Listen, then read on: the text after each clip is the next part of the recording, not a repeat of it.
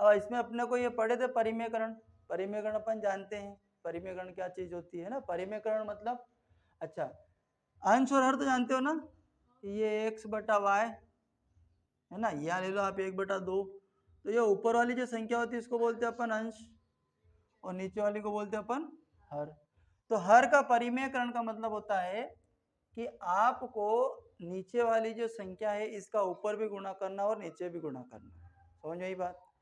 और उसके जो चिन्ह यहाँ पे दे रखे ये क्या हो जाएंगे आपके, बदल जाते हैं, है ना। सबसे पहले अपन लेते हैं प्रश्न तीसरे का हल। आपके पास दिया है करनी 5 प्लस करनी 2 ये है, और अपने को क्या करना है, हर का परिमेयकरण करना है। तो हर का परिमेयकरण जब करेंगे तो हर का परिमेयकरण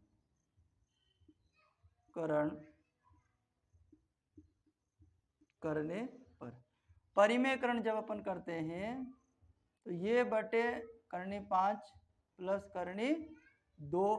इंटू ये नीचे वाला जो संख्या है बटे में जो संख्या है दोनों ये उठ के ऐसा कैसा यहाँ आ जाएगा, दोनों जगह गुणा करेगा, समझ में आई बात। इसका गुणा अंश में भी करना है और अपने को हर में भी करना है, समझ में आई बात के नहीं। तो यहाँ से जब अपन करेंगे तो इसके जो चिन्ह होंगे, ये चिन्ह जो यहाँ प्लस का दिख रहा है आपको ये बदल जाएगा, और जब ये बदल जाएगा तो ये जो होगा ये क्या हो जाएगा आपका, माइनस का चिन्ह हो जाएगा, समझ में आई बात। हम इसका परिमेयकरण करते हैं तो ये आपका आ जाएगा करनी 5 माइनस करनी 2 बटे करनी 5 माइनस करनी 2। क्या करा हमने, यहाँ लिख देते अपन हर का परिमेय, चलो लिख दिया, हर का परिमेयकरण करा अपन ने, समझ में आया कई बात।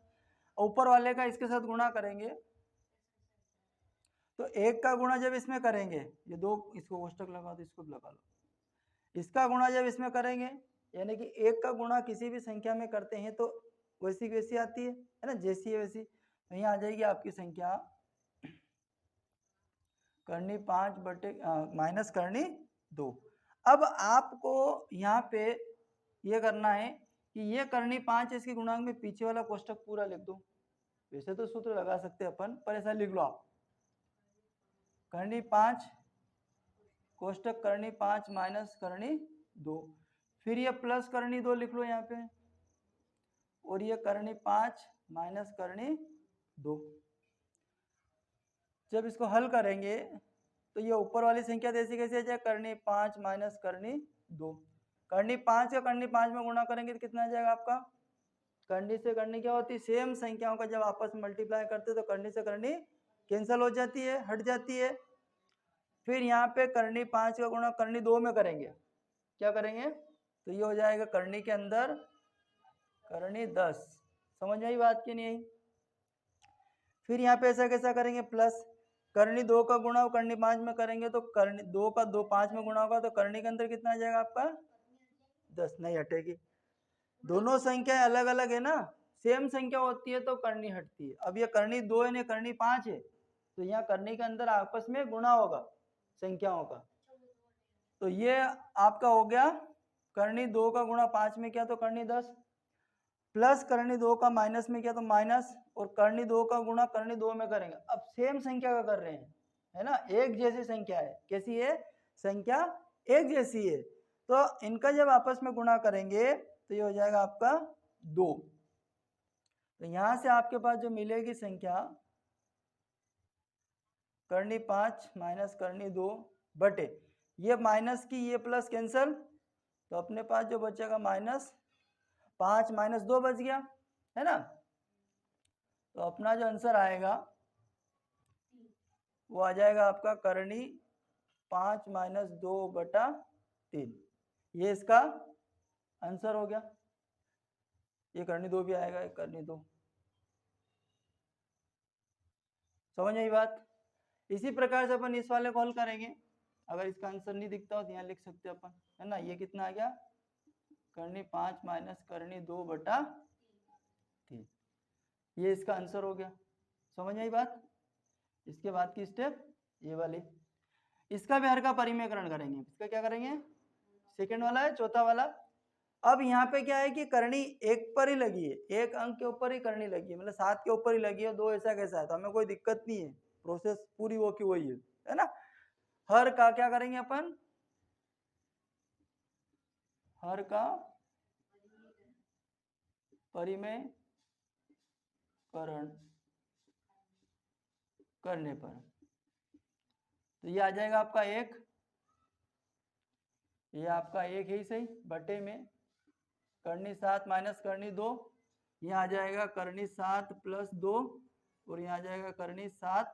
प्लस 2, यहाँ पे माइनस था, दोनों जगह प्लस आ गया, कोई दिक्कत है क्या, नहीं। अब इस पूरे 1 का गुणा इसमें करेंगे तो बात वही आएगी,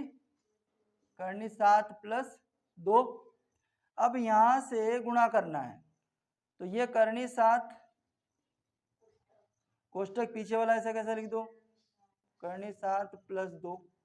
फिर माइनस के 2 लिखो, ये वाला आगे वाला 2 बचे थे ना, फिर इसके साथ भी इस करनी 7 2 को लिख दो, करनी 7 प्लस 2, करनी 7 प्लस 2, इस करनी 7 का गुणा करनी 7 में होगा, तो करनी से करनी हट जाएगी, फिर करनी 7 का गुणा 2 में होगा, तो देखो अब 2 है और करनी में 7 है भैया, दोनों हट जाए, हटेगा हटेगा कुछ भी नहीं अब, और ना गुणा होगा। अब ये केवल अंक है और ये करनी के अंदर है, ये जो अंक है ना ये तो सीधा है, कोई दिक्कत नहीं, इसमें तो अंक लिखा हुआ, अब ये करनी के अंदर लिखा है, तो ये संख्या गुणा करेगी तो करनी के सामने आ जाएगी, तो कैसे आ जाएगी, ये 2 करनी 7, एक संख्या करनी में हो और एक बिना करनी की हो, तो करनी के सामने जो बिना करनी वाली होती है वो आती है गुणा करने पर, तो यहां से करनी का गुणा करेंगे तो प्लस 2 करनी 7, ये माइनस 2 का गुणा करेंगे तो माइनस 2 करनी